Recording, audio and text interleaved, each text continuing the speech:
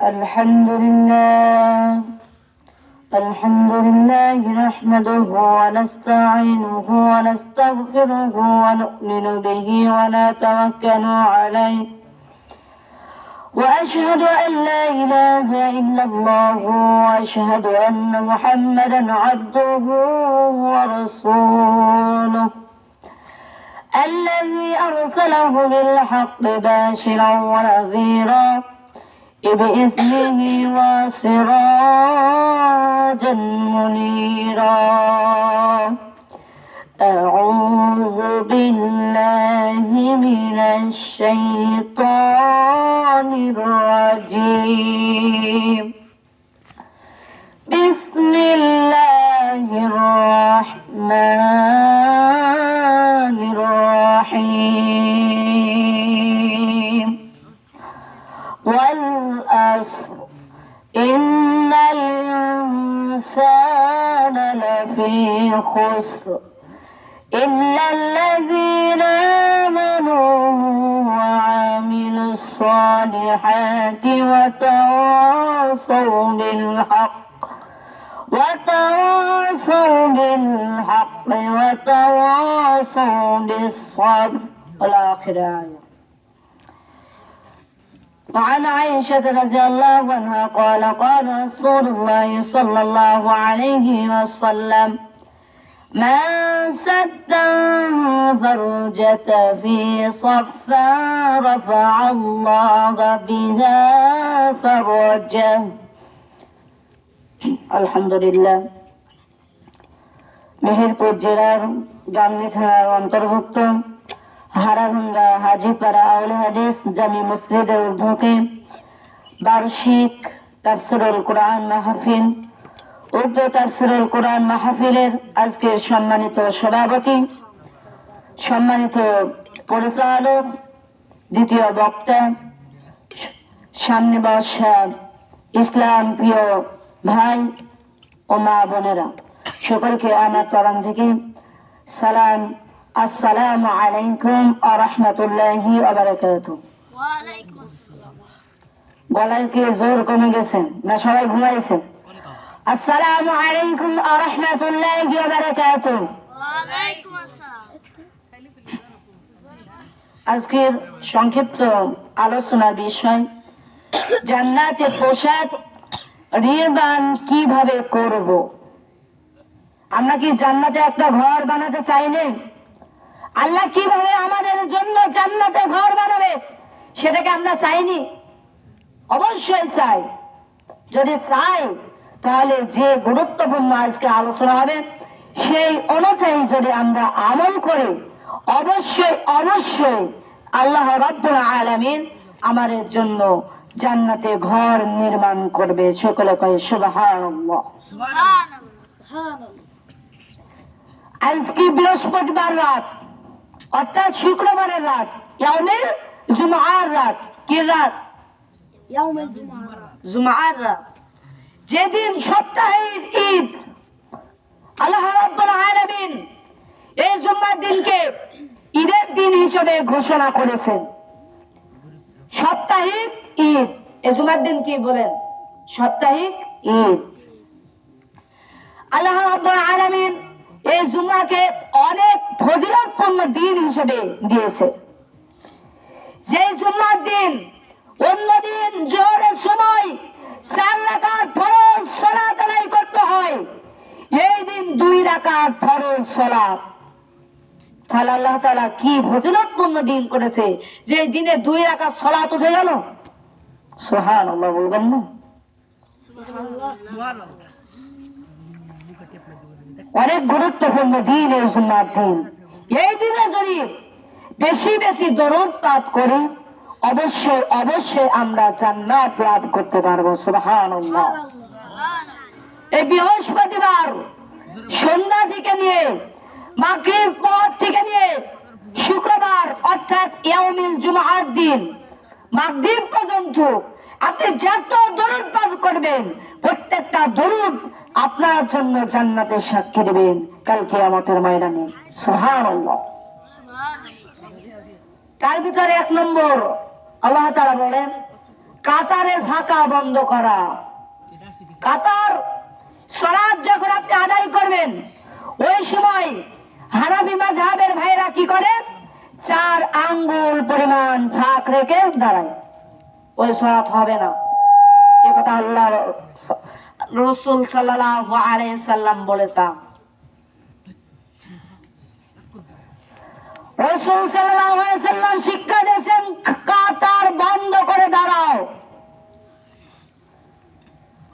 জামাতের সাথে সালাত আদায়ের পক্ষে পায়ে পা কাঁধে কাঁধ মিলে দাঁড়াতে হবে, না হলে সালাত আদায় হবে না। এটা হচ্ছে সুন্নাতে মুআক্কাদ। মাইশা রাদিয়াল্লাহু আনহা বলেন মা সাদ্দান ফারাজাতান ফি সুফা রাফা আল্লাহু ফারাজাহ।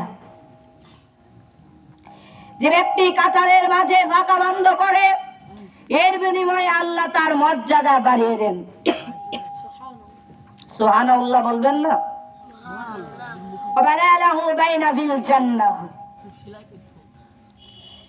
এবং তার জন্য জান্নাতে আল্লাহ রাব্বুল আলামিন একটি ঘর বানিয়ে দেবেন। সুবহানাল্লাহ।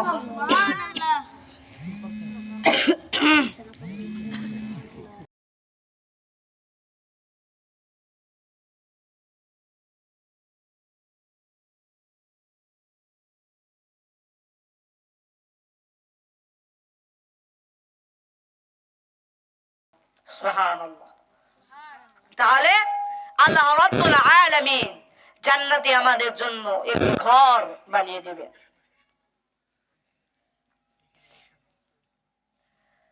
তারপরে অন্যতে রাসূল সাল্লাল্লাহু আলাইহি সাল্লাম আরো বলেন ইন্নাল্লাহা ওয়া মালাইকাতুহু বা'দু ইউসাল্লুনা আলাল্লাযীনা ইউসাল্লুনা সুফ। নিশ্চয় যারা কাতারগুলো মিলিয়ে রাখে আল্লাহ তাদের প্রতি রহম নাজিল করে। যারা কাতার মিলে রাখে আল্লাহ রাব্বুল আলামিন তাদের উপর রহম নাজিল করে। সুবহানাল্লাহ। এই যে আমরা একটি মাহফিলে দ্বীনি মাহফিলে বসি, চারিপাশে ফেরেশতাগণ রহমতের ফাঁকা নিয়ে আমাদেরকে ঘিরে রাখছে। সুবহানাল্লাহ।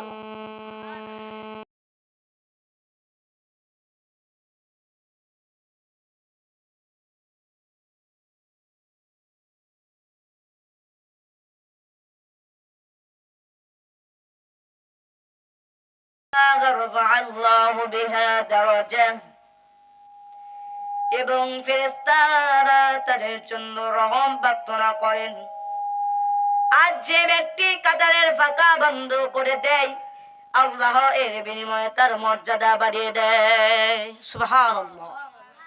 মানে ইমাম যখন সালাত আদায় করার মুয়াজ্জিনের ইকামত শেষ হবে ওই সময় ইমাম যখন হচ্ছে তাকবীর দিবে তার আগে ইমাম মানে মুসল্লিদের উদ্দেশ্যে বলবে কাঁধে কাঁধ পায়ে পা মিলে কাতার সোজা করুন।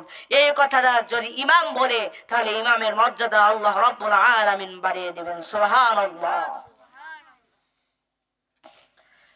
আমরা দেখা যায় সালাত আদায় করতে গেলে দুইজন যদি লোক থাকে তাহলে আমরা আর বলি না কাতার সোজা করো পায়ে পায়ে, এটা না বলেই সালাতে দাঁড়িয়ে যায়, ঠিক কিনা? ঠিক না? কিন্তু সেখানে যদি একজন মুসল্লি হয়, আপনি আর একজন মুসল্লি যদি হয় তাহলে তাও কাঁধে কাঁধ পায়ে পা মিলে কাতার সোজা করতে হবে, এই কথা বলতে হবে। কাতার যদি ফাঁকা নাই তাহলে সালাত ভাঙবে না অবশ্যই, কিন্তু সালাতের একটু হয়ে যাবে। সালাতের ভিতর যে রহমতটা আসে সে রহমত কম হয়ে যাবে। তার মানে সালাত যখন কাতার সোজা করবে ওই সময় সালাতে যত কাতারে ফাঁকা জায়গা থাকবে ওই ফাঁকা জায়গা পূরণ করতে হবে। প্রথম কাতারে যদি একটু ফাঁকা রয়ে যদি আপনি দ্বিতীয় কাতারে সালাত আদায় করেন তাহলে আপনার সালাত কিন্তু কবুল হবে না, কারণ আপনি তো ফাঁকা জায়গা পূরণ করেন নাই। আপনি দেখে যদি ফাঁকা জায়গা না পূরণ করেন তাহলে আপনি জান্নাতে যেতে পারবেন না, আর জান্নাতে গেলেও আপনি কি করতে পারবেন না? জান্নাতে ঘর নিতে পারবেন না।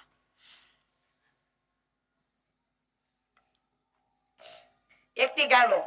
দ্বিতীয়ত, তাহাজ্জুদের অভক্ত হওয়া। তার মানে এক আমরা বুঝেছি কাতারের ফাঁকা জায়গা বন্ধ করলে আমরা জান্নাতে একটি ঘর পাবো, পাবো না? দুই, তাহাজ্জুদের অভক্ত হওয়া, মানে তাহাজ্জুদ প্রতিদিন নিয়মিত পড়া। ফরজ সালাতের পরে তাহাজ্জুদ সালাতের সবচেয়ে ফজিলতপূর্ণ আর কোনো সালাত নেই। ফরজ সালাতের পরে তাহাজ্জুদের সালাত ছাড়া আর কোনো সালাত ফজিলতপূর্ণ সালাত নেই।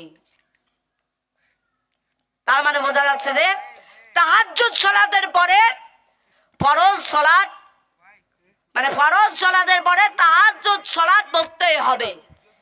তাহাজ্জুদ সালাতের পরে আর কোনো ফজিলতপূর্ণ সালাত নেই। তাহাজ্জুদ সালাতের বিবিধ ফজিলত রয়েছে।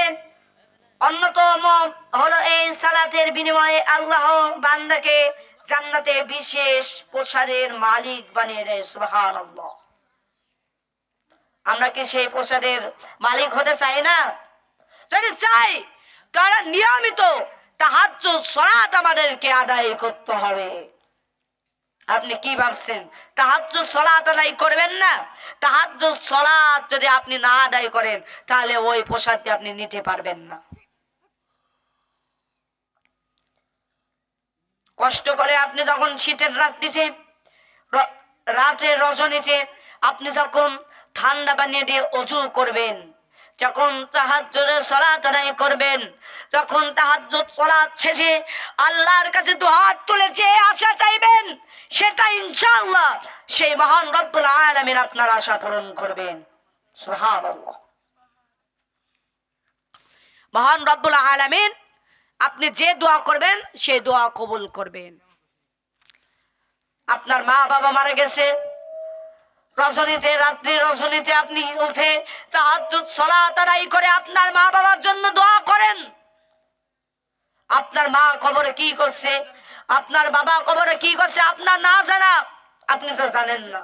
কবরের কথা কি কেউ স্মরণ করতে পারে? কেউ কি জানে? কেউ জানে না। একমাত্র মহান রব্বুল আলামিন ব্যতীত অন্য কেউ কবরে কি হয় কেউ জানে না।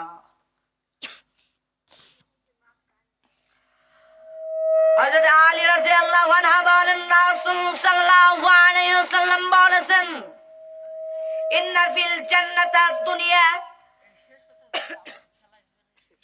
তুরাতুহু মিন ইউতারিহা ওয়া ইউতানুহা বিসুবরিহা। জান্নাতের মধ্যে কতিপয় প্রসাদ আছে যেগুলোর ভিতর থেকে বাইরের এবং বাইরের থেকে ভিতরের দৃশ্য দেখা যায়।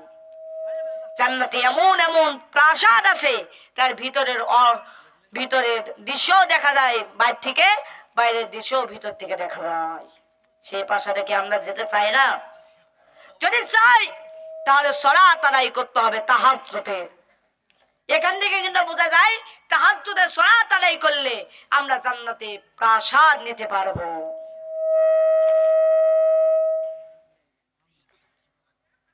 এবং বেদুইন দাঁড়িয়ে বলল, হে আল্লাহর রাসূল, এই প্রাসাদগুলো কাদের জন্য?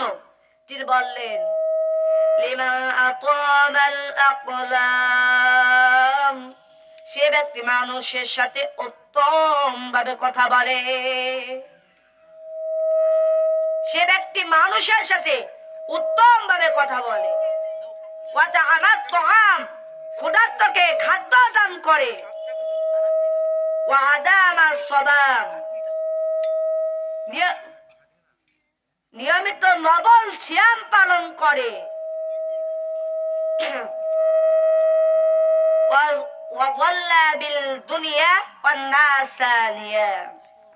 এবং মানুষ যখন রাতে ঘুমিয়ে থাকে তখন সে আল্লাহর জন্য সালাত আদায় করে। সুবহানাল্লাহ। তার মানে বোঝা গেল আল্লাহ রাসূল বললেন, বেদুইন দাঁড়িয়ে বললেন, হে আল্লাহর রাসূল, এই প্রাসাদগুলো কাদের জন্য? আল্লাহ রাসূল তখন বললেন, যে ব্যক্তি মানুষের সাথে উত্তম ভাবে কথা বলে, মানে মানুষের সাথে ভালোভাবে কথা বলে, সে জান্নাত লাভ করতে পারবে।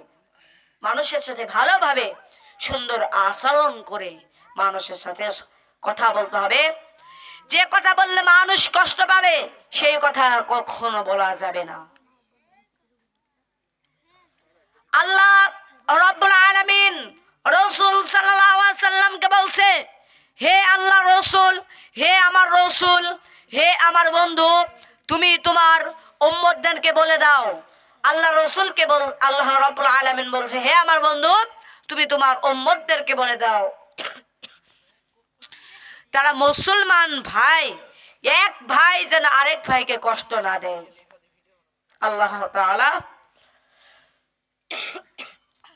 তার উম্মতদেরকে বলতে বলছে, রাসূল সাল্লাল্লাহু আলাইহি সাল্লামকে বলছে, তোমার উম্মতদেরকে বলো।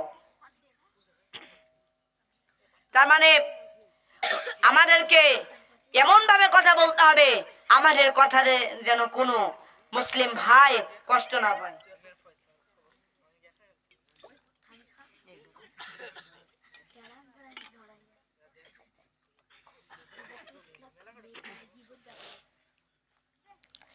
আর মহিলারা গীবত করে বেশি।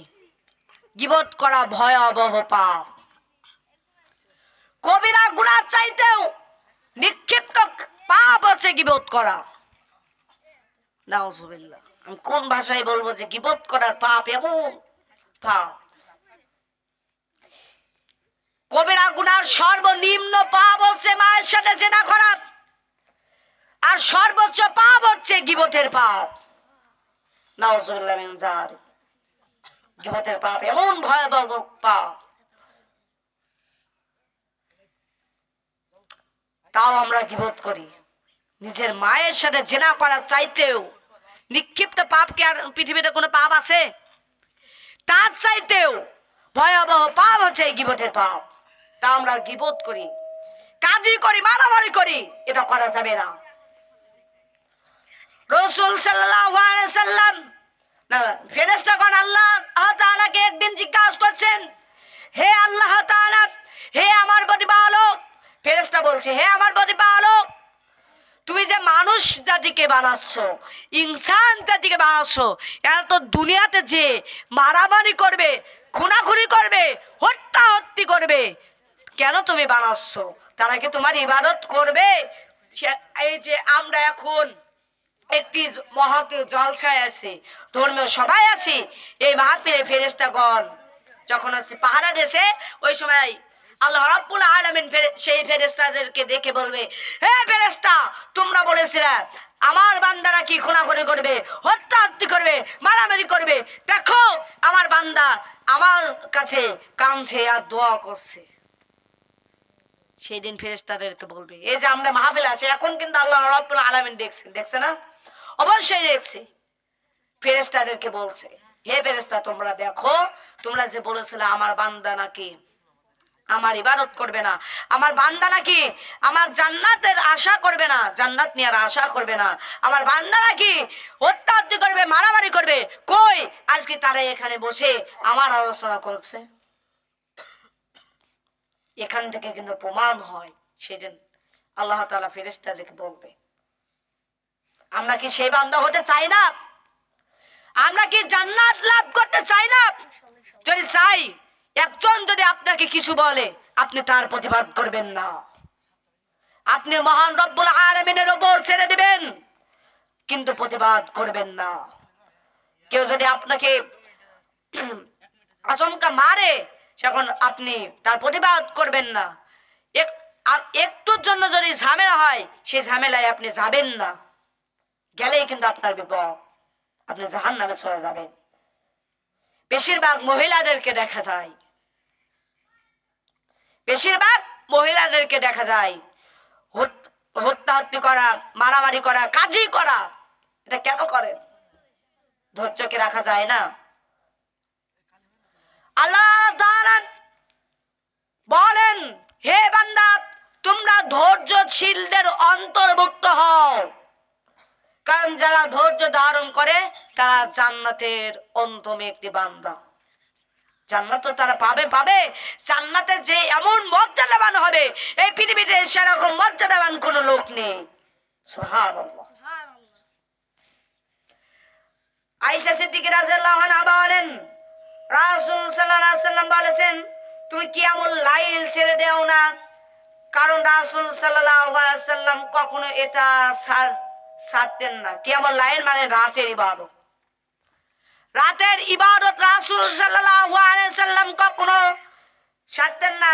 সেজন্য আমাদের সব সময় রাতের ইবাদত করতে হবে।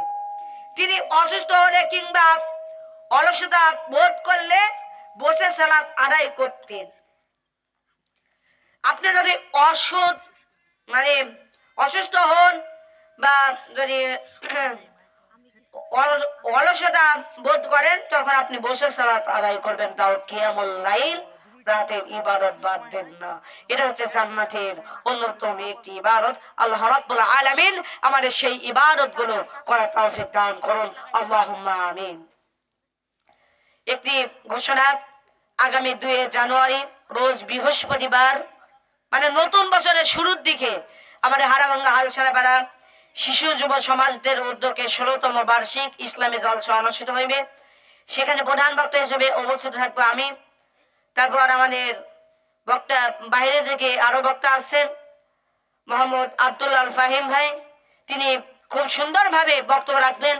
তারপর আমাদের মেহেরপুর জেলার যিনি সোনামণি পরিচালক, পুরো মেহেরপুর জেলার যিনি সোনামণি পরিচালকের দায়িত্ব পালন করছেন মোহাম্মদ আব্দুল্লাহ ফাহিজ, তিনি উপস্থিত থাকবেন ইনশাআল্লাহ। সেখানে অত্যন্ত গুরুত্বপূর্ণ আলোচনা হবে। আপনাদেরকে দাওয়াত দিয়ে গেলাম, সেই মাহফিলে উপস্থিত হবেন ইনশাআল্লাহ। আরেকটি ঘোষণা, আগামী 6 জানুয়ারি রোজ সোমবার গাজীপুর দারুল উলুম দাখিল মাদ্রাসার উদ্যোগে আয়োজিত 20তম বার্ষিক ইসলামী জলসা, সেখানে প্রধান আলোচক হিসেবে বক্তব্য রাখবেন বিশিষ্ট ইসলামী চিন্তাবিদ সুমধুর কণ্ঠস্বর মাওলানা মোহাম্মদ শামসুর রহমান আজাদী।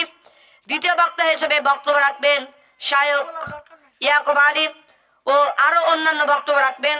আপনারা সেখানে উপস্থিত হওয়ার জন্য একান্ত কামনা করছি। এই নিয়ে আজকে সংক্ষিপ্ত আলোচনা এখানে শেষ করছি।